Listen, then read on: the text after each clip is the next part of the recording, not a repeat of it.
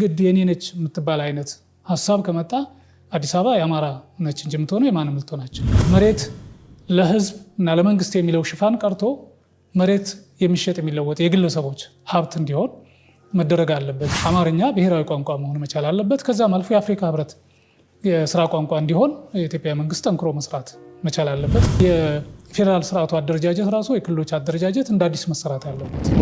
አዲስ አበባ በመሰረቱ ከአጼ ዳዊት ጊዜ ጀምሮ የአማራ ህዝብ ዋና ከተማ ማዕከል እና ግዛት አካል የነበረ ነው። ውሳኔው የተወሰነው በተመሳሳይ ሰዎች መካከል ነው። የአማራን ህዝብ ጥቅም የሌላውን ኢቨን አማራ ያልሆነውን የአዲስ አበባ ነዋሪ ጥቅም ሁሉ የሚጻረር ነው።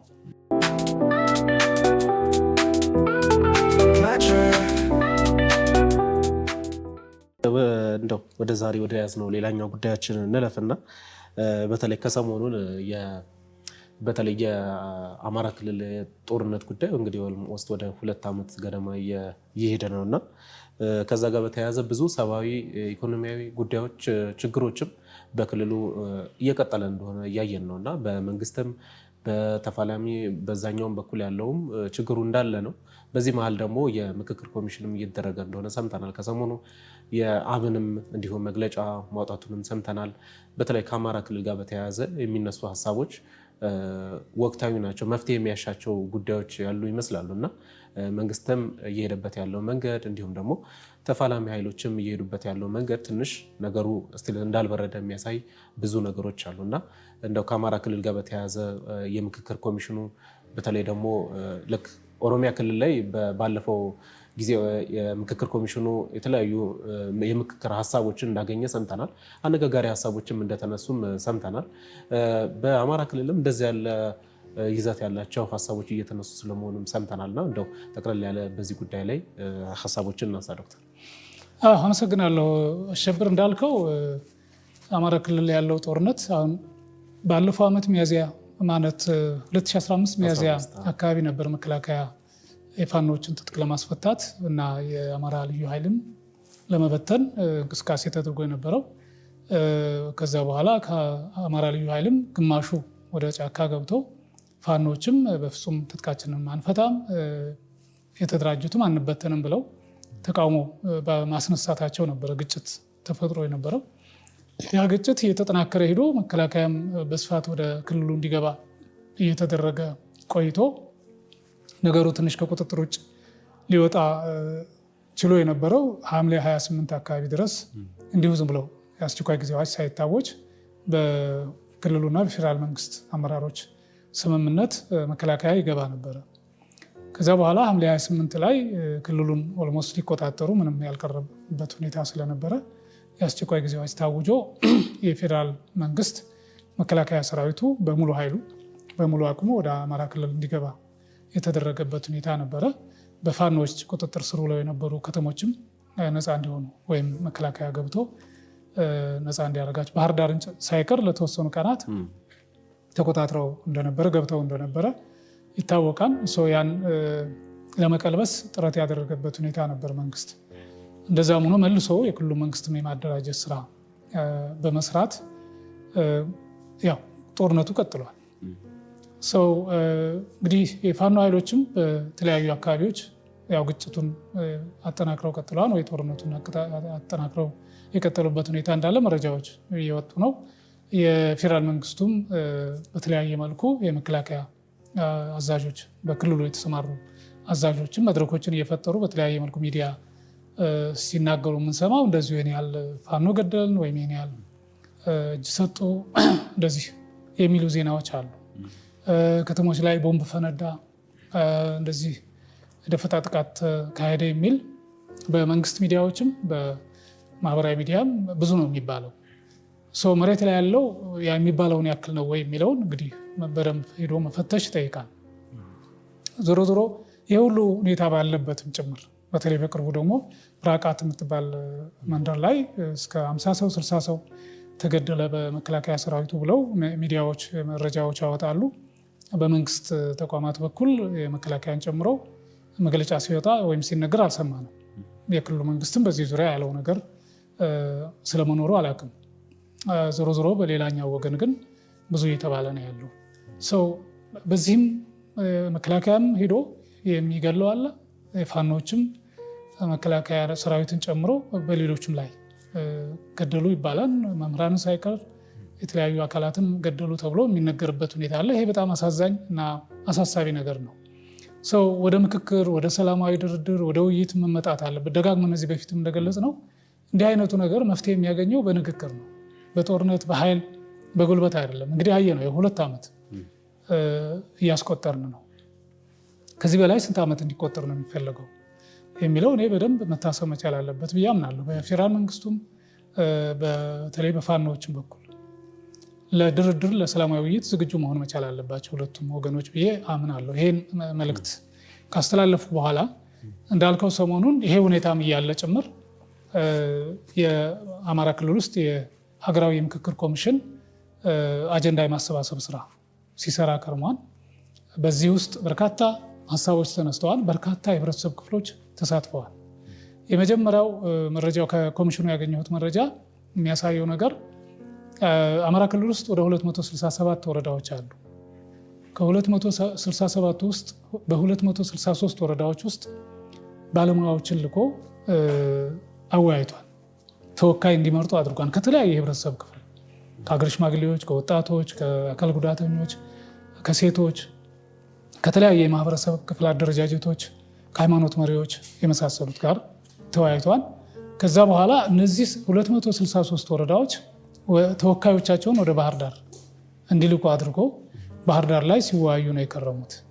ሌላው ቀርቶ ከዚህ ከአዲስ አበባና አካባቢው የአማራ ተወላጅ የሆኑ የተለያዩ የህብረተሰብ ክፍሎች እንዲገኙ የተደረገበት ተጽዕኖ ፈጣሪ ታዋቂ የሚባል የሃይማኖት አባቶች በአማራ ክልል ጉዳይ ያገባናን የሚሉ በአማራ ህዝብ ጥያቄና ወቅታዊ ሁኔታ ያገባናን የሚሉ ወገኖች ሁሉ ወደ ባህር ዳር እንዲሄዱ የተደረገበት ሁኔታ አለ። ይሄ ተደምሮ ሲታይ እንደነገሩኝ ከሆነ እስከ 5000 የሚሆን ሰው ባህር ዳር ላይ ተገኝቶ የተሳተፈበት ሀሳቡን የገለጸበት አጀንዳ ሆነው ሊያዙ ይገባን የሚላቸውን በየመድረኩ በተለያየ አደረጃጀት ያቀረበበት፣ ሌላው ቀርቶ የክልሉ መንግስት የተለያዩ ተቋማት ተወካዮችም እንደዚሁ ተሰባስበው ተወያይተው ሊሆን ይገባን የሚሉትን አጀንዳ እነሱም የቀረጹበት፣ በኋላ እነዚህ ሁሉ ወደ አንድ በጋራ አንጥተው እንዲጠመር የተደረገበት ሁኔታ መኖሩን አረጋግጫለሁ። ይሄ እንግዲህ በጎን ጥይት ይተኮሳል፣ ቦምብ ይፈነዳን ይባላል። ግን ደግሞ ከ5000 ያላነሰ ከመላው አማራ ክልል አዲስ አበባን ጨምሮ የተወከሉ የህብረተሰብ ክፍሎች ግን ተረጋግተው ሲመክሩ ሲወያዩ የሰነበቱበት ሁኔታ እንዳለ ታዝቤያለሁ። ይሄን መሬት ላይ ያለው እውነት መሆኑን ማየት ይቻላል። በእነዚህ ሁሉ ውይይቶች በኋላ ተጠቃለው የመጡ ሀሳቦች ምንድን ናቸው የሚለውን አንድ ባንድ እያነሳሁ ልንነጋገርባቸው እንችላለን። የመጀመሪያል በጣም ጠንከር ብሎ የተነሳው ተደጋግሞ በየመድረኩ ተነስቶ በጋራ ሆኖ ሲመጣ ሊያነጋግር ይችላልና ይገባንም ብለው የያዙት ህገ መንግስቱ የአማራን ህዝብ ያገለለ፣ የአማራ ህዝብ በተገቢው ያልተሳተፈበት፣ ተረቆ እስኪጸድቅ ድረስ በነበረው ያልተሳተፈበት፣ ከዛ በኋላ በአተገባበሩም ቅቡልነት ያጣ ህገ መንግስት ነው። ስለዚህ እሱ መከለስ አለበት። በእንግሊዝኛው ሪቫይዝድ መደረግ አለ። ዝም ተራ መሻሻል ሳይሆን ሙሉ በሙሉ መከለስ አለበት። ይጣል ይውደቅ አላሉ፣ ግን ደግሞ መከለስ አለበት። የአማራን ህዝብ በተለይ ደግሞ ውህድ ኢትዮጵያውያንን የዚህኛው ብሔረሰብ ወይ የዛኛው የማይሉ ኢትዮጵያዊ ነን ብለው የሚያስቡ ወገኖችም የሚካተቱበት፣ የአማራ ህዝብ ደግሞ በተገቢ መጠን የሚሳተፍበት፣ ሀሳቡን የሚገልጽበት የክለሳ ሂደት መኖር አለበት የሚል ጠንከር ያለ ሀሳብ የተነሳበት ሁኔታ አለ። ህገ መንግስቱ ይሻሻል ሲባል ብዙ ነገሮችን አንስተዋል። ከመግቢያው ጀምሮ የተዛባ ግንኙነት በሚል ትርክት የአማራን ህዝብ የሚያገል እንደ ጨቋኝ አድርጎ ሌሎች ተጨቋኝ አድርጎ የሚስል ስለሆነ ከሱ ጀምሮ እንዲስተካከል፣ ሉዓላዊ ስልጣን ለሁሉም የኢትዮጵያ ህዝቦች እንጂ ለተወሰኑ ቡድኖች የብሔር ብሔረሰቦች አይነት ብቻ ብሎ ሌላውን የሚያገል መሆን የለበትም። ለምሳሌ አንቀጽ 39 ውስጥ ቁጥር 1 ስለ መገንጠል ያወራል።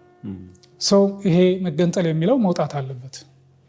ራስን በራስ የማስተዳደር መብት፣ ታሪክን፣ ባህልን፣ ቋንቋን የማሳደግ መብት እንደተጠበቀ ሆኖ መገንጠል የሚለው ግን ሀገርን የሚበትን ከአብሮነት ይልቅ ልዩነትን የሚያሰፋ ስለሆነ እሱ መውጣት አለበት። መሬት ለህዝብ እና ለመንግስት የሚለው ሽፋን ቀርቶ መሬት የሚሸጥ የሚለወጥ የግለሰቦች ሀብት እንዲሆን መደረግ አለበት የሚል ሰፋ ያሉ ማብራሪያዎች የቀረቡበት ሁኔታ አለ።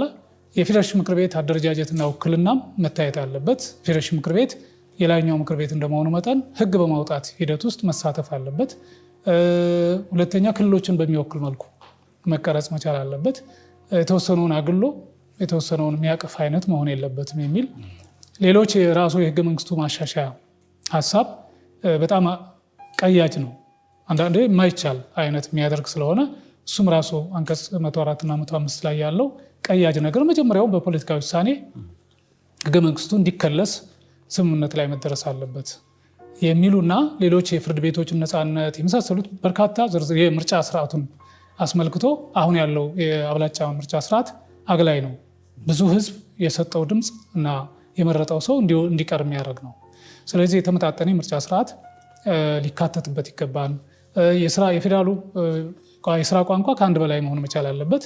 አማርኛ ብሔራዊ ቋንቋ መሆን መቻል አለበት። ከዛም አልፎ የአፍሪካ ህብረት የስራ ቋንቋ እንዲሆን የኢትዮጵያ መንግስት ጠንክሮ መስራት መቻል አለበት። እንዲህ አይነት ሀሳቦች ህገ መንግስቱ ሲሻሻል ዝርዝር ሌሎችም ነገሮች እናነሳለን የሚል ጠንከር ያለ አቋም የተያዘበት ሁኔታ እንዳለ ታዝቤያለሁ። ቀጥሎ የመጣው የአማራ ማንነት እና የአስተዳደር ወሰን ጥያቄ ያለባቸው አካባቢዎች በአፋጣኝ ምላሽ እንዲያገኙ የዚህ የምክክሩ አጀንዳ ሆኖ እንዲቀርብ የለዩበት ሁኔታ አለ። ምን ማለት ነው ይሄ? ክልሎች በአዲስ መልክ ሲደራጁ በ1984 በአዋጅ ቁጥር 7/1984 አማካይነት ሲደራጁ አንደኛ ያኔ አማራ የተደራጀ የፖለቲካ ድርጅት አልነበረው። ሁለተኛ አሸናፊዎቹ የብሔር ተኮር ፖለቲከኞች ነበሩ፣ ህወሓት፣ ኦነግ የመሳሰሉት ነበሩ። ስለዚህ በእነሱ ፍላጎት የተቃኘ በእነሱ ፍላጎት ላይ ተመስርቶ የተዋቀረ ክልሎች ናቸው ያሉት። ሰው ትግራይ የሚበቃውን ወሰደ። ወልቃይት ጠገዴ፣ ጠለምትና ራያ፣ መተክል ወደ ቤኒሻንጉል ጉሙዝ የሄደበት ሁኔታ አለ። የሸዋ አማራ ወደ ኦሮሚያ ክልል የተጠቃለለበት አጋጣሚ አለ። እነዚህ ነገሮች በደንብ ታይተው እንደገና ተጠንተው ከታሪክ አንጻር፣ ከማህበራዊ ግንኙነት አንጻር፣ ከስነ ልቦና እኔ ነኝ ከሚሉት የህብረተሰብ ክፍሎች ጋር ተያይዞ አፋጣኝ የሆነ ምላሽ ሊያገኙ ይገባል። ስለዚህ የአማራን ህዝብ በህዝብ ቁጥር በኋላ ላይ አንዱ አጀንዳ አድርገው ተነስቷል። በቆዳ ስፋትም የማሳነስ አይነት እሳቤ የነበረበት ሁኔታ ስለነበረ ይሄን ደግሞ የሚከላከል ይሄን ልክ አይደላችሁም ብሎ የሚተች እና የአማራን ህዝብ ፍላጎትና ጥቅም የሚያስጠብቅ የፖለቲካ ቡድን ድርጅት አልነበረም። ሰው ሁሉም በአማራ ላይ የዘመተበት አማራን እንደ ጠላት የቆጠረበት ሁኔታ ነው የነበረውና ይሄን ላይ ተመስርቶ የተሰራው አደረጃጀት መስተካከል አለበት፣ የማንነት እና የአስተዳደር ውሳኔ ጥያቄዎች መመለስ አለባቸው የሚል ሀሳብ ተነስቷል። ከዚሁ ጋር ተያይዞ የፌዴራል ስርዓቱ አደረጃጀት ራሱ የክልሎች አደረጃጀት እንደ አዲስ መሰራት አለበት። የብሔርን ቋንቋን ወይ ማንነትን መሰረት አድርጎ በመዋቀሩ ነው አሁን የአማራ ህዝብም ለጥቃት የተዳረገው፣ ለመፈናቀል፣ ለመሰደድ፣ ንብረቱ ለመወደም ከዛም አልፎ ብሔር ከብሔር ጋር የመጋጨት አይነት እየሰፋ የመጣው። ስለዚህ ይሄ ቀርቶ አደረጃጀቱ ራሱ በመልክዓ ምድር ላይ የተመሰረተ ህብረ ብሔራዊ መልክ ያለው የአስተዳደር አመችነትን የህዝቦችን ፍቃድ ፍላጎት መሰረት ያደረገ ሆኖ እንደ አዲስ መደራጀት አለበት የሚለው ከዚሁ ጋር ተያይዞ የተነሳ አጀንዳ አድርገን እንወስደው እንችላለን። ሌላው የአዲስ አበባ ጉዳይ ነው። አዲስ አበባ በመሰረቱ ከአፄ ዳዊት ጊዜ ጀምሮ የአማራ ህዝብ ዋና ከተማ ማዕከል እና ግዛት አካል የነበረ ነው። በ16ኛው ክፍለ ዘመን የኦሮሞ መስፋፋት አዲስ አበባና ዙሪያው ኦሮሞዎች እንዲኖሩበት አድርጓል እንጂ በታሪክ የአማራ ነች የሚል ከዛም ከህዝብ ብዛትም አንጻር ከታየ አዲስ አበባ አሁን ከ50 በመቶ ያላነሰው ህዝብ አማራ ነው። ይህን ህዝብ ያገለለ ይህን ህዝብ ወደ ጎን የሚል ውሳኔ ወይም አካሄድ አስተዳደር ተቀባይነት የለውም። ስለዚህ በብሔር የግድ የኔ ነች የምትባል አይነት ሀሳብ ከመጣ አዲስ አበባ የአማራ ነች እንጂ የምትሆነው የማንም ልትሆን አይችልም። በታሪክም በህዝብ ብዛትም በማህበራዊ ስሪትም በብዙ መለኪያ የአማራ ነው ልትሆን የምትችለው። በአዲስ አበባ ዙሪያ ያለ የሸዋ አማራም የዛ አካል ሰለባ ነው የሆነው እስካሁን በነበረው ሁኔታ እና እነዚህ ሁሉ ግምት ውስጥ ገብተው አዲስ አበባ ጉዳይ የኔ የሚል ጥያቄ ከተነሳ የአማራ ነው መሆን ያለባት። አይ የኔ የሚለውን እናስወግድ የእኛ ትሁን የሚል ከመጣም እንስማማለን፣ እኛ ችግር የለብንም። አዲስ አበባ የሀገሪቱ ከተማ ነች። የሁላችንም የብሔር ብሔረሰቦች ከተማ ነች። እሱ እንቀበላለን። ግን ራሱን የቻለ ክልል መሆን መቻል አለበት። በእንግሊዝኛው ሲቲ ስቴት የሚባለው አይነት ለከሌ የሚለውን ትተን ራሱን የቻለ ክልል ሆኖ አቻ የሆነ ከአማራም ከኦሮሚያም ከሌላውም ክልል ጋር አቻ የሆነ የክልል አስተዳደር እንዲኖር እና በራሷ በነዋሪዎቿ በሚመረጡ ልጆቿ የሚመራ አይነት ከተማ መሆን መቻል አለበት የሚል ይሄ ልዩ ጥቅም ምናምን የሚባል ነገር ምንም አስፈላጊ አይደለም። ሰው ከጎረቤቶቹ ጋር የሚኖረውን ግንኙነት እንደ ማንኛውም ክልል በሚኖር ድርድር፣ ሰጥቶ መቀበል፣ በሚኖር ውይይት፣ የአቻነት ግንኙነት ላይ ተመስርቶ የሚገነባ መሆን መቻል አለበት። ከዚሁ ጋር ተያይዞ ሌላው በጣም ሲሪየስ ነው የተነሳው ነገር አምና ባለፈው ዓመት የተሰራ የአዲስ አበባና የኦሮሚያ የአዋሳኝ የመለየት ጉዳይ ተቀባይነት የለውም። እንደ አዲስ መታየት መቻል አለበት። አዲስ አበባን የሚያስር አዲስ አበባን ቀለበት ውስጥ ያስገባ ከአዲስ አበባ የተወሰኑ አካባቢዎችን ወደ ኦሮሚያ ሸገር ከተማ ተብሎ ወደ ተቋቋመው አሳልፎ የሰጠ ውሳኔ ስለሆነ አንድ፣ ሁለተኛ ውሳኔው የተወሰነው በተመሳሳይ ሰዎች መካከል ነው። የአማራን ሕዝብ ጥቅም የሌላውን ኢቨን አማራ ያልሆነውን የአዲስ አበባ ነዋሪ ጥቅም ሁሉ የሚጻረር ነው። ስለዚህ የተደራደሩት የወሰኑት ተመሳሳይ አይነት ከተመሳሳይ ብሔር ወይም ክልል የመጡ ተደራዳሪዎች እና ወሳኝ ሰዎች ናቸው። በሌላ አባባል ምንድነው የገለጹበት መንገድ ወይዘሮ አዳነች አቤቤ እና አቶ ሽመልስ አብዲሳ የወሰኑት ውሳኔ ነው። ሁለቱም ደግሞ እንግዲህ የኦሮሚያን ጥቅም የኦሮሞን ሕዝብ ወክለው ወደ አመራርነት የመጡ ናቸው። ስለዚህ ሁለቱ እንዴት ብለው ነው የኦሮሞን ሕዝብ ጥቅም በሚጻረር መልኩ ወይም ፍትሃዊ ሆነው ሚዛናዊ ሆነው ሊያዩ የሚችሉት? ለቆሙለት ዓላማ ለታገሉለት ሕዝብ ጥቅም ነው ቅድሚያ የሚሰጡት እና የቅቡልነት ጉዳይም ግምት ውስጥ የታማኒነትም ጉዳይ ጥያቄ ያለበት እንደ አዲስ ነው ይሄ እንትንም አስተዳደር ወሰኑ አሳታፊም አልነበረም የሚል ትችት አላቸው። በየደረጃው ያለው ምክር ቤት የአዲስ አበባ ምክር ቤትስ ወስኖ ተሳትፎ ነበረው የሚል ጥያቄ ሁሉ አንስተው በዛ ላይ ሀሳብ እንደተለዋወጡበት ሰምቻለሁ። ሌላኛው የተነሳው ጉዳይ የፍትሃዊ የሀብት ክፍፍልን ጉዳይ ነው። ባለፉት 30 ዓመታት አማራን የሚጎዳ አማራን ኋላ ቀር የሚያደርግ እንዳይለማ የሚያደርግ የሀብት ክፍፍል ነው የነበረው። የተወሰኑ አካባቢዎችን ደግሞ የሚጠቅም አይነት ቅኝት ነው የነበረው። ስለዚህ አዳዲስ መሰረተ ልማት አማራ ክልል ውስጥ አልተሰራም። ለምሳሌ የአውሮፕላን ማረፊያ የነበሩት ተዘጉ እንጂ አዲስ አልተከፈተም። ሌሎች ላይ ግን አዳዲስ ተከፍተዋል፣ የነበሩትም ተስፋፍተዋል። የመንገድ መሰረተ ልማት ዝርጋታ እንደዚሁ ተመሳሳይ አይነት። የመብራት ሳብስቴሽን ራሱ እስካሁን በነበረው ሁኔታ አማራ ክልል ውስጥ አዲስ ሳብስቴሽን አልተገነባም ባለፉት 30 ዓመታት። ሌሎቹ ጋር ግን አዳዲስ ሰብስቴሽኖች ምንም መብራት ያልነበራቸው ሳይቀር የተሰራላቸው የተስፋፋላቸው ሁኔታ አለ። የኢንዱስትሪ ፓርክ አማራ ወደኋላ አይቀራ፣ ሌሎች አካባቢ የተሻለ ያገኙበት እንዲህ አይነት በአጠቃላይ የሀብት ክፍፍሉ ፍትሃዊ አልነበረም ብቻ ሳይሆን አማራን በተለየ የሚጎዳ አይነት ነበር የሚል ሰፊ ቅሬታ ያለበት በዳታ የተደገፈ የትምህርት ቤት የጤና ተቋማት ቁጥር በፐርሰንት እየተነጻጸረ አማራ ክልል ምን ያህል የቀረ እንደሆነ የቀረበበት። ከዚህ ጋር ተያይዞ የድህነት ምጣኔ ምሳሌ ያነሱት። ለምሳሌ የሀገሪቱ የድህነት ምጣኔ 23.3 እንደዚህ አካባቢ ነው ያለው። የአማራ ክልል ግን 26.3 ወይም እንደዚህ አካባቢ ነው ማለት ድህነቱ አማራ ክልል ላይ ይበልጣል።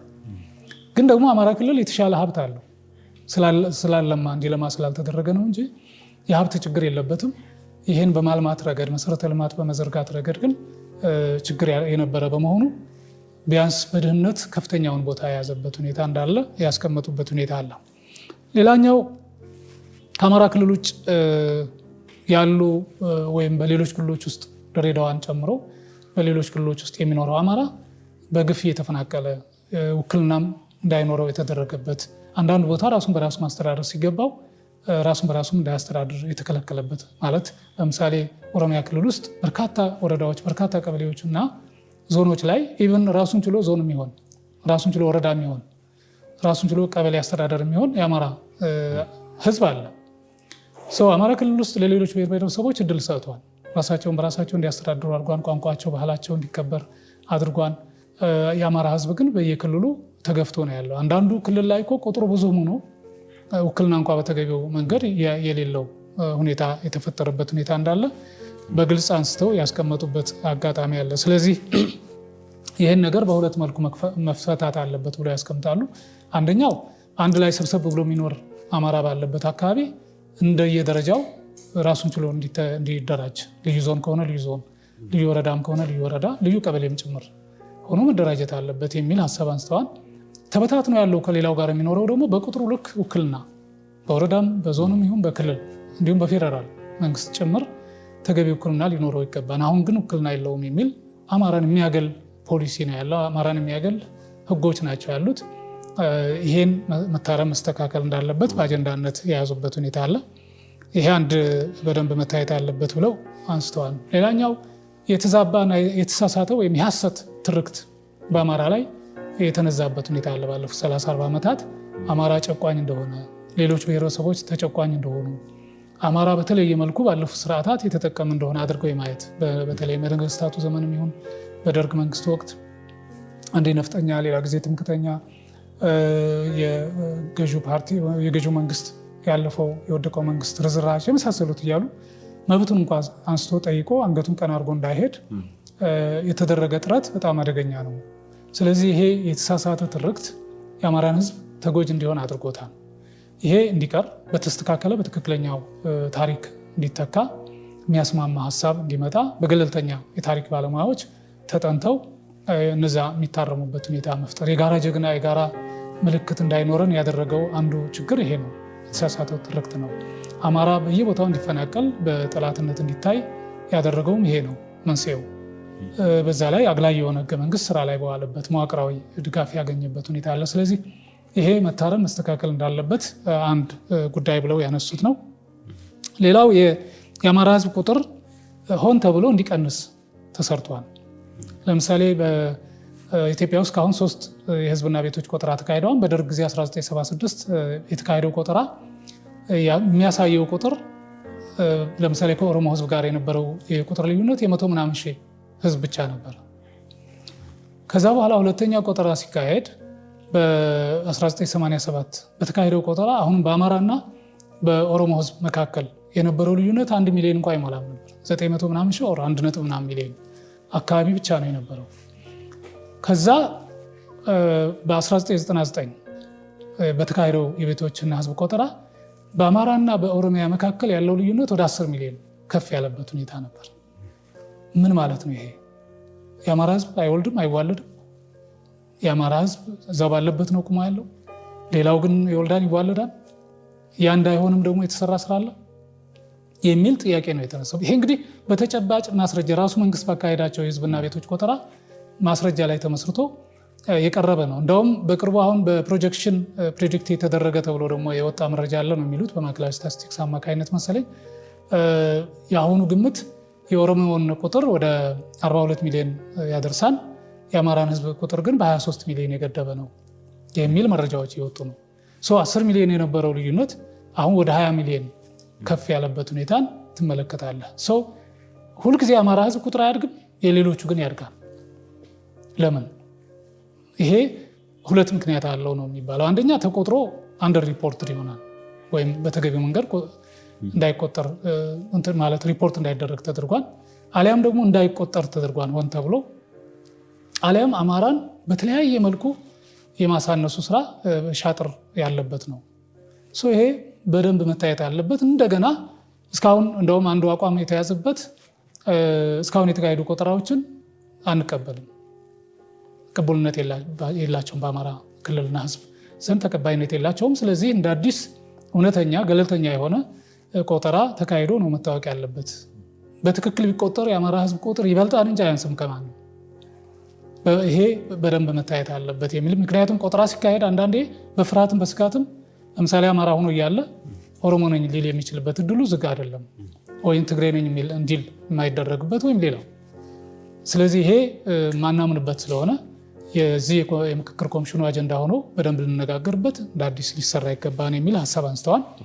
ሌላው ሲሪየስ ያስቀመጡበት ቅድም እንዳነሳሁት የፌዴራል መንግስቱ አወቃቀር እውነተኛ ዴሞክራሲን ስራ ላይ በሚያውል መልኩ የህዝቦችን እኩልነት፣ የህዝቦችን ነፃነት፣ የህዝቦችን ራስን በራስ የማስተዳደር መብት በሚያረጋግጥ መልኩ አደረጃጀቱም የአማራን ህዝብ በተሟላ መልኩ ሊወክል በሚችል በቁጥሩ ልክ ባለበት ሁኔታና ቦታ ልክ ሚዛኑን የጠበቀ እንዲሆን በሚያደርግ መልኩ እንደገና መደራጀት አለበት የሚል ግምት ውስጥ ገብቷል። ይሄ አንድ ታሳቢ መደረግ አለበት። ቅድም እንደገለጽኩት የፌዴራል መንግስቱም ከአንድ በላይ የስራ ቋንቋ ሊኖረው ይገባል። አማርኛ ደግሞ ብሔራዊ ቋንቋ መሆን መቻል አለበት። ሁሉም ክልሎች እንደ አንድ የትምህርት አይነት ከታች ጀምሮ እንዲማሩት መደረግ አለበት።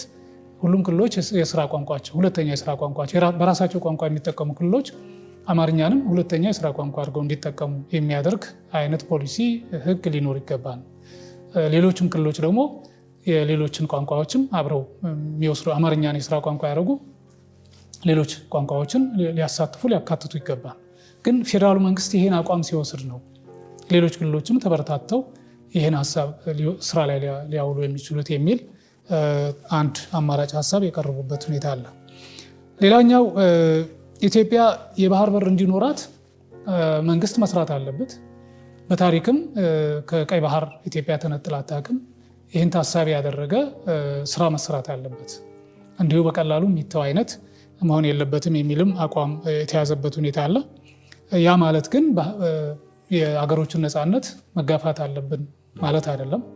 በዲፕሎማሲ በፖለቲካዊ ድርድር በመግባባት በታሪክና በሌሎች ማህበራዊ ግንኙነቶች ላይ ተመስርቶ ኢትዮጵያ በተቻለ መጠን የራሷ የባህር በር እና የራሷ ወደብ እንዲኖራት መሰራት መቻል አለበት የሚል ሀሳብ አለ።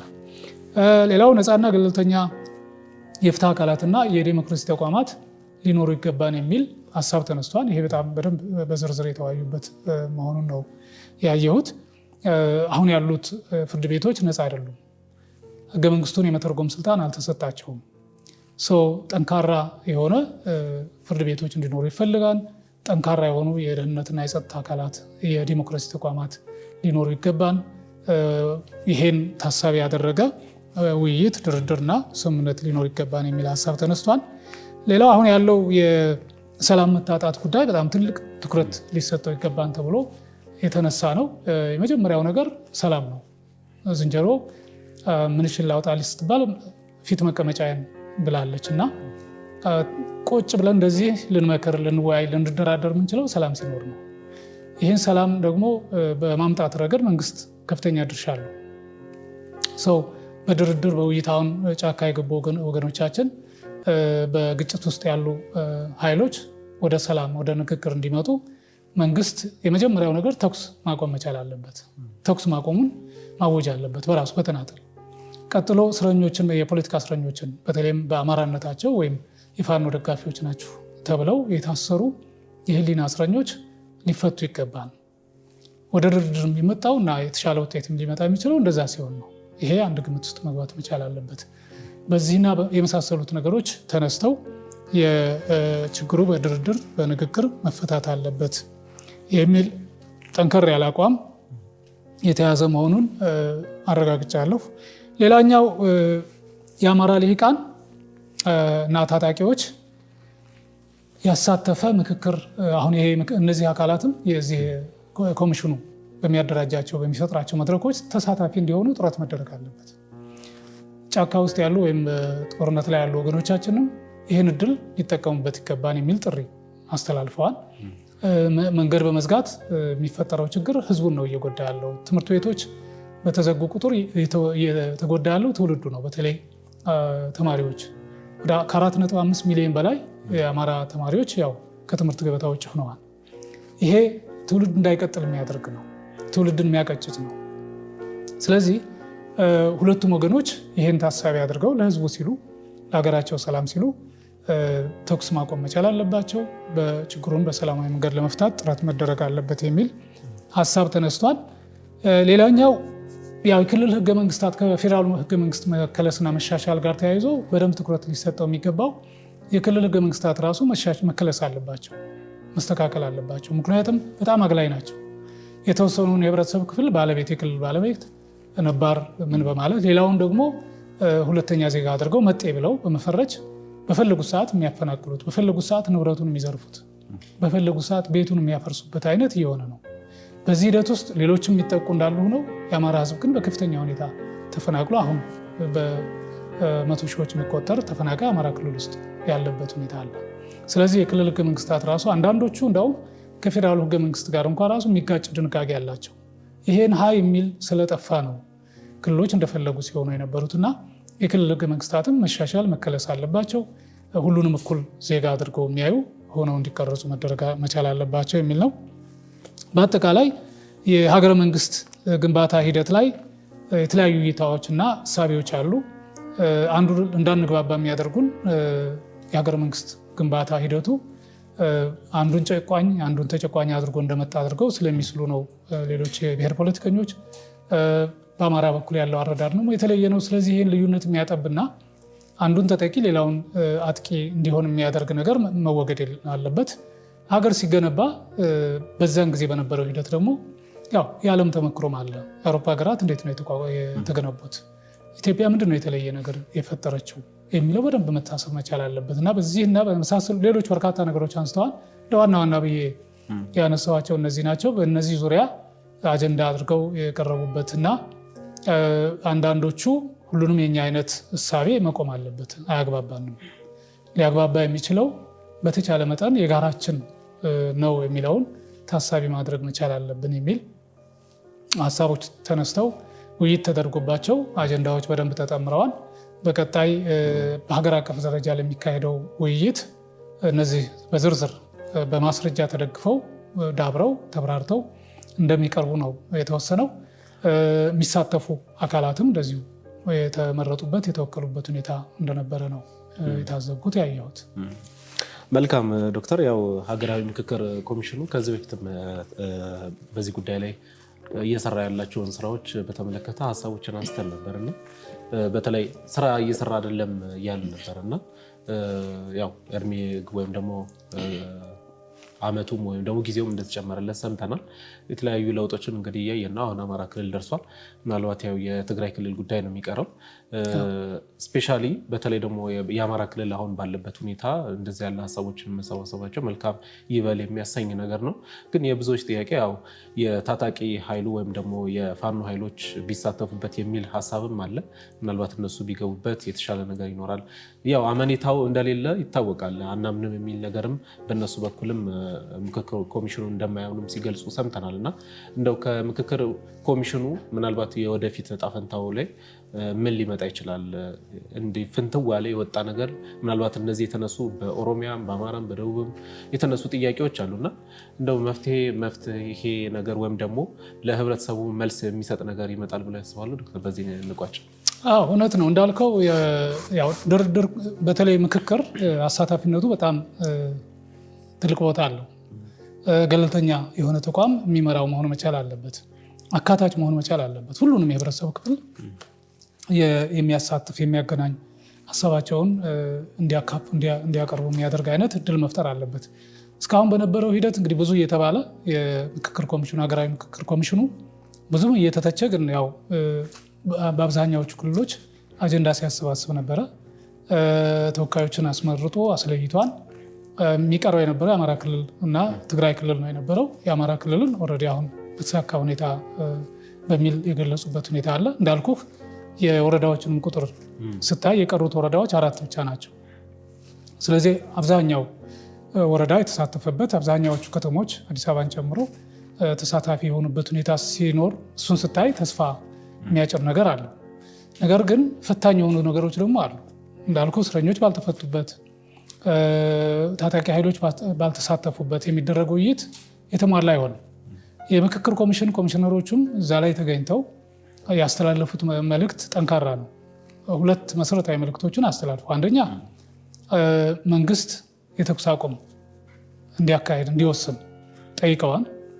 ሁለተኛው ታጣቂዎች ራሳቸው እንዲመጡ ኢቨን ትጥቅ ሳይፈቱ ተወካዮቻቸውን ልከው የውይይቱ ተሳታፊ መሆን እንዲችሉ ጋብዘዋል። ሶስተኛው የፖለቲካ እስረኞች እንዲፈቱ እና የድርድሩ የውይይቱ አካል እንዲሆኑ ጥሪ አድርገዋል። ይሄ የማይሆን ከሆነ እስከምን ድረስ ነው ያነሱት?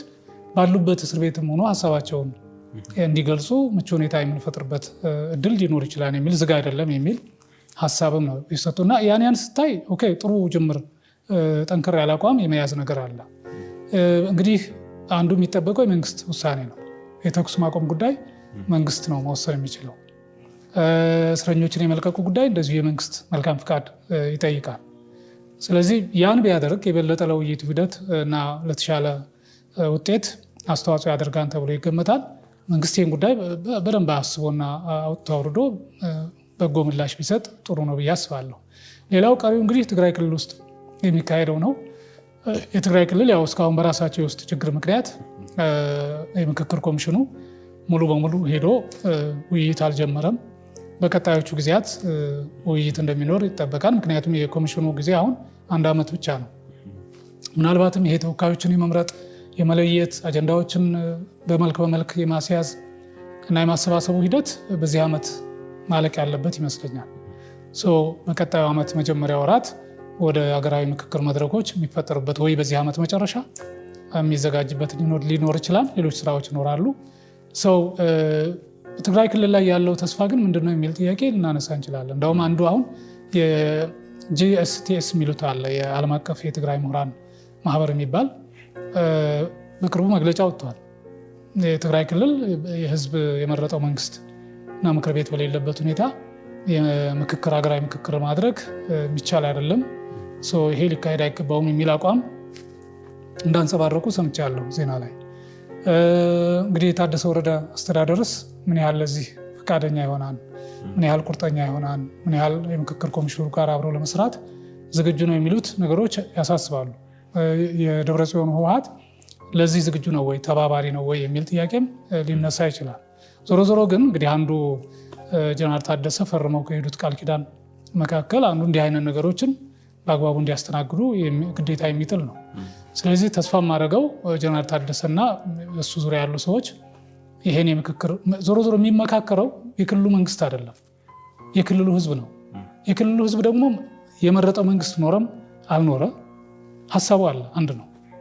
የመረጠው መንግስት ስላለ የተለየ ነገር አይመጣም። ባልመረጠው መንግስት በጊዜ አስተዳደርን ቢተዳደር ሀሳቡን ሊደበቅ የሚችልበት ሁኔታ የለም። ስለዚህ የትግራይ የትኛውም አይነት ማህበረሰብ የትኛውም አይነት የህብረተሰብ ክፍል እንዲወያይ እንዲወከል ቢደረግ የትግራይ አጀንዳ ምንድናቸው የሚለው የትግራይ ህዝብ የሚፈልገው ነገር ምንድነው የሚለውን ይዞ መምጣት ነው። አንዱ በነገራችን ላይ በአማራ ህዝብ ውይይት ወቅት ከተነሱ አጀንዳዎች የሽግግር ፍትህ ጉዳይ ትልቅ ቦታ ተሰጥቶት ተመክሮበታል። የአማራ ህዝብ ባለፉት 30-40 ዓመታት ሲጎዳ ኑሯል። ሀብት ንብረቱ ሲወድም ቆይቷል። ሲገደል ኑሯል። በልማት ተገድሏል። እነዚህ ሁሉ ተደምረው በግልጽ ሊካስ ይገባን የሚል አቋም ሁሉ ተይዟል። ካሳ ይገባዋል። የህዝብ ቁጥሩ በመቀነሱ ምክንያት ለምሳሌ ወደ 2.5 ሚሊዮን ህዝብ ያለ በጀት ነው የኖረው። ተመልሶ እንኳ ድጎማው እንዲቀጥል አልተደረገም። ሌሎችም ግምት ውስጥ ገብተው የአማራ ህዝብ ካሳ ይገባዋል። እሱ ብቻ አይደለም፣ ይቅርታ ሊጠየቅም ይገባል። ይሄን ሁሉ በደል ያደረሱበት በተለይ በስም ጠቅሰው ነው። ህወሓትና ኦነግ የአማራን ህዝብ በድለዋል። ለዚህ ሁሉ ውጥንቅጥ የከተቱት እነሱ ናቸው። ይቅርታ ሊጠይቁት ይገባል ብለው አጀንዳ አድርገው የያዙበት ሁኔታ አለ። ትግራይም ላይ የደረሰው ነገር አለ። በጦርነቱ ምክንያት የደረሰ ግፍና በደል አለ። ከዛ በፊት የነበሩ ችግሮች ይኖራሉ። አሁንም ያሉ ችግሮች አሉ። እነዚህ ችግሮች መፍትሄ ሊያገኙ የሚችሉት የሀገራዊ ምክክሩ አካል በመሆን እንጂ ራስን በማግለል አይደለም። ምናልባት ሀገረ ትግራይን የመመስረት ተሳቢያቸው በዚሁ አድርገው የመወሰን ወይም ጉዳዩን የመጨረስ ከኢትዮጵያ የመነጠል አይነት ፍላጎትና ስሜት እንዳለ ነው የሚታየው። ይሄ ይጎዳቸዋል። በምንም መልኩም ይጠቅም አይደለም ትግራዮችን። ለምን በምክክሩ እኮ ተሳትፈው በሂደቱ በአጀንዳው ሀሳባቸውን እየገለጹ እኛ እንደውም ሀገር መሆን ነው የምንፈልገው፣ ከኢትዮጵያ ጋር መቀጠል አንፈልግም እያሉ እኮ መወያየት እኮ ይችላሉ። አጀንዳ አድርገው ማስያዝ ይችላሉ። ከዛ በኋላ ህገ መንግስታዊ ስርዓቱን ተከትለው ሀገር የመሆን ፍላጎታቸውን እኮ ማረጋገጥ ይችላሉ። ማንም አይከለክላቸውም። ማንም የግድ እዚህ ስለተሳተፋችሁ ብሎ የሚጫናቸው ነገር አይኖርም። ተስፋ አደርጋለሁ የታደሰ ወረደ አስተዳደር ይሄን ነገር ጥቅሙና ጉዳቱን አመዛዝኖ የምክክሩ አካል እንዲሆኑ በክልሉ ውስጥ ውይይቶች ይካሄዳሉ ተብሎ ይገመታል። አንጻራዊ ሰላም አለ። እውነቱን ለመናገር ትግራይ ውስጥ ከሌላው በተሻለ እንዳውም የተረጋጋ አሁን ያለው ውጥረት በመካከላቸው ያለው ልዩነት የፈጠረው ውጥረት ነው እንጂ ከሌላ ጋር ብዙም ግጭት እነሱ ሊወሩ ካልሆነ ሄደው ሌላ ይወረናን የሚል የሚያሰጋ ነገር ያለ አይመስለኝም። ሌላኛው እግረ መንገዱን አማራ ክልልም ላይ የተነሳው አጀንዳና ረስቸው የነበረው የኢትዮጵያ ሉዓላዊ ግዛት በምንም መልኩ ተደፍሮ ወይም ተሸራርፎ መቅረት የለበትም፣ መከበር አለበት የሚል ምሳሌ ለምሳሌ የሱዳን መንግስት በአማራ ክልል በኩል የተወሰነ ኪሎ ሜትር ገብቶ ይዟል። እስካሁን ድረስ እንዲለቅ አልተደረገም። የኤርትራ መንግስት በትግራይ የተወሰኑ አካባቢዎች እንደያዘ ነው። ይሄም እነዚህም ሉዓላዊ ግዛቶች መከበር እንዲለቁ መደረግ አለበት፣ መንግስት ይሄን ኃላፊነት መወጣት አለበት የሚል አቋም ይዘዋል። ይሄን የትግራይ ኃይሎችም ሊያነሱት የሚገባው ይመስለኛል። በኤርትራ ሰራዊት ቁጥጥር ስር ያሉ አካባቢዎች እንዳሉ እየተናገሩ ነዋል። ህዝብ አለ፣ እየተሰቃየ ነው። እንዲህ አይነት ችግሮችንም የጋራ አድርጎ ወደ ፌዴራል መንግስት አንጥቶ ከሁሉም ክልሎች ጋር ተመካክሮ የጋራ የሚባል መፍትሄ ሲመጣ የሚያስማማቸው ላይ ይስማማሉ፣ የማያስማማቸው ላይ ይሄን አንቀበልም ማለት መብታቸው፣ ማንም ያስገድዳቸው የለም። በዚህ መልክ እነሱም ተሳታፊ የሚሆኑበትና በአጠቃላይ ሀገራዊ ምክክሩ በስኬታማ በሆነ መልኩ እንዲጠናቀቅ የኮሚሽኑ ብቻ ኃላፊነት ነው ብዬ አላስብም። መንግስት ትልቅ ኃላፊነት አለበት። ይህን መደገፍ፣ ጫና አለማሳደር፣ ገለልተኝነቱን ይዞ እንዲቀጥል ኮሚሽኑ እስከ መጨረሻው እጁን ማሳጠር፣ ከዛ የሚያስፈልጉት ነገሮች ግን ደግሞ እንዲሟሉለት የማድረግ ሜዳው ነፃ እንዲሆን የማድረግ ነገር ይጠበቃል። ሌላው ማህበረሰብ ሚዲያው ራሱ ሚዲያ እንደውም አንዱ ከተነሳው አማራ ክልል ውይይት ላይ የማህበራዊ ሚዲያውን ጨምሮ የተዛባ ሚና እየተጫወቱ ነው። ስለዚህ የሚዲያው መገራት አለበት። እርስ በርስ የሚያጋጭ ብሔርን ከብሔር የሚያጋጭ ሃይማኖትን ከሃይማኖት የሚያጋጭ አይነት ዘገባዎች ይወጣሉ። እነዚህ መገራት መስተካከል አለባቸው። ወደ አንድነት የሚያመጣ የሚያግባባ እርስ በርስ እንዲደጋገፍ የሚያደርግ አይነት ስራ ላይ ማተኮር አለባቸው የሚል ሲሪየስ የሆነ አጀንዳ ሆኖ የተወያዩበት ሁኔታ እንዳለ ማየት ይቻላል። ስለዚህ የሚዲያ ሚና በጣም ከፍተኛ ነው። ነገሩ እንዲስተካከል እንዲሳካም አሊያም እንዲበላሽም የማድረግ አቅም አለው። ሚዲያ እንደምታውቀው አራተኛ መንግስት ነው አይደል የሚባለው። ያን ኃላፊነቱን በአግባቡ መወጣት አለበት። ምሁራን፣ ልሂቃን፣ በተለይ በሁሉም አይነት መስክ ያለ ልሂቃን ይሄን ነገር በአዎንታዊ መልኩ አይቶ ማገዝ መቻል አለበት። ቢያንስ ከቻለ ማገዝ አለበት። ካልሆነ እንቅፋት መሆን የለበትም፣ መሰናክል መፍጠር የለበትም፣ የችግሮች አባባሽ መሆን የለበትም የሚል ሀሳብ ይነሳል። ስለዚህ የምሁራን ሚናም ከፍ ያለ ነው። በአጠቃላይ ህዝቡ ከኮሚሽኑ ጎን ሆኖ አብሮ ካልሰራ ዝም ብለው ከኮሚሽኑ ብቻ የሚጠበቅ ነገር አይደለም። ኮሚሽኑ የሆነ አዲስ መንግስት ሊያዋልድ አይችልም። ሌላው ቀርቶ አሁን አማራ ክልል ላይ የሽግግር መንግስት አስፈላጊ ነው ተብሎ የሚታመንበት ከሆነ እንደ አንድ አማራጭ ለምንድነው የማይታየው የሚል ጥያቄ ሁሉ ተነስቷል። በዛ ሁሉ ውይይት ኮሚሽኑ መብታችሁ ነው ያለው። የሽግግር መንግስትም የመፍትሄው አካል ነው ተብሎ ከታሰበ ከየትኛው መቅጣጫ ይነሳ ተቀብለን እናስተናግዳለን፣ በአጀንዳነት እንይዘዋለን። ከዛ ምን ያህሉ ሰው ይቀበለዋል የሚለው ነው የሚወስነው። ስለዚህ እኛ ሁሉንም ነገር ለማስተናገድ ክፍት ነን።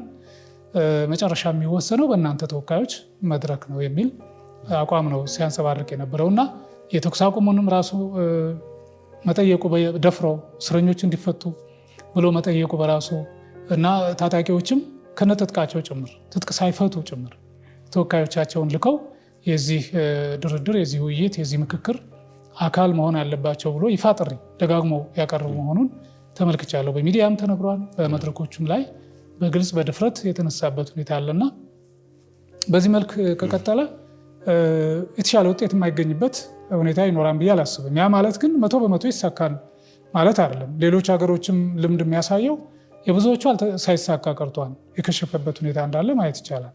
የአንዳንዶች የተሳካበት ሁኔታ አለ። ሲሳካ 80%፣ 90% ከተሳካ በጣም ትልቅ ድል ነው። 100% መጠበቅ የለብንም። ይሄ ዋህነት ነው። ምክንያቱም የተራራቁ አመለካከቶች እንግዲህ አይተናል። ባለፈው የኦሮሚያ ክልል ተወካዮች ይዘውት የቀረቡት አጀንዳ ምን ያህል የተለጠጠ እንደነበር አይተናል። አሁን ደግሞ የአማራ ተወካዮች ምን ያህል ደግሞ ጥያቄዎችን እያቀረቡ እያየን ነው አይደል? እንግዲህ እነዚህ ሁለቱ አንድ ላይ ሆነው በአንድ መድረክ ሲነጋገሩ በሰጥቶ መቀበል መርህ ሁለቱም ተጠቃሚ የሚሆኑበት፣ ሁለቱም አሸናፊ ሆነው የሚወጡበት ሁኔታ እንዳለ ማየት ትችላለህ። ነገ ደግሞ የትግራይ ተወካዮች ምን አይነት አጀንዳዎች ሊያነሱ እንደሚችሉ እንጠብቃለን። ያንንም አንስተን እንወያይበታለን። በእውቀት ላይ የተመሰረተ፣ በመረጃ ላይ የተመሰረተ፣ በሰጥቶ መቀበል መርህ ላይ የሚመሰረት ውይይት፣ ድርድር፣ ንግግር ብሎም ለሀገር ቅድሚያ የሚሰጥ አይነት እሳቤ፣ ለአንድነትም ትልቅ ቦታ የሚሰጥ ለአብሮነት ዋጋ የሚሰጥ አይነት እሳቤ እንዲመጣ የማድረግ ከዛ ልዩነቶችም የሚከበሩበት ህብረ ብሔራዊነት ትልቅ ቦታ የሚሰጥበት ሁኔታ እንዲኖር በማድረግ ረገድ ሁሉም ሰው ሚና አለው ብዬ አስባለሁ እና ያን እያንዳንዳችን የራሳችንን ሚና ከተጫወት የኮሚሽኑ ስራ ስኬታማ የማይሆንበት ምንም ምክንያት የለም። መልካም ዶክተር፣ እንግዲህ የሀገራዊ ምክክር ኮሚሽኑ እንግዲህ ውጤቱን ከህብረተሰቡ ጋር የምናየው ነው የሚሆነው። በቀጣይ ትግራይንም መጪው እንግዲህ ምን አይነት ሁኔታዎች ይመጣሉ የሚሉ ጉዳዮችን እንግዲህ ተከታትለን ደግሞ ወደ ተመልካች እናደርሳለን። እዚህ ድረስ አክብሮን ስለመጡ እንዲሁም ደግሞ ሀሳቦትን ስላጋሩን አመሰግናለሁ በድጋሚ ዶክተር። እኔም ሀሳቤ እንድገልጽ ያሉኝን መረጃዎች እንዳካፍል እድሉን ስላገኘው አመሰግናለሁ። ወደ ተመልካቾቻችን የዛሬውን ፕሮግራማችንን ያያችሁትን ይመስላል። አብራችሁን ስለነበራችሁ እጅግ አድርገን እናመሰግናለን። በቀጣይ ስንገናኝ ሌሎች አጀንዳዎችን ሌሎች ሀሳቦችን ደግሞ ይዘን እንመለሳለን። ይህ ብነሳ ቢቀነስ የምትሉት ደግሞ ካለ በስር በምትመለከቱት ስልክ ቁጥር አድረሱ። ቤተሰብ ያልሆናችሁ ደግሞ ላይክ፣ ሰብስክራይብ፣ ሼር በማድረግ ቤተሰብ እንድትሆኑ እንዲሁም ደግሞ አብራችሁ እንድትሆኑ በአክብሮት እንጋብዛለን። የዛሬውን ፕሮግራማችንን በዚህ ያበቃን። መልካም ጊዜ ሁላችሁ